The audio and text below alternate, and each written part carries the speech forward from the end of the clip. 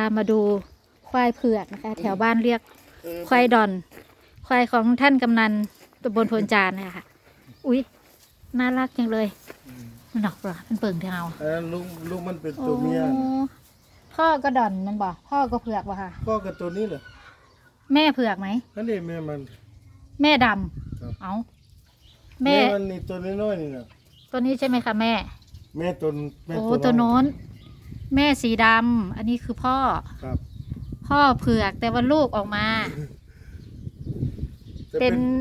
ควายเผือกควายดอนนึกว่าพ่อก็ดอนแม่ก็ดอนแม่สีดำพ่อสีเผือกลูกออกมาสีเผือกครับโอ้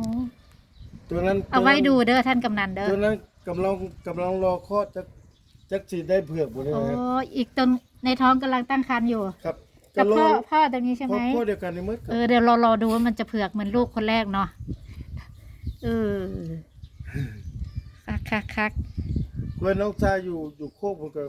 2-3 ตัวก็มีแต่เผือกหมด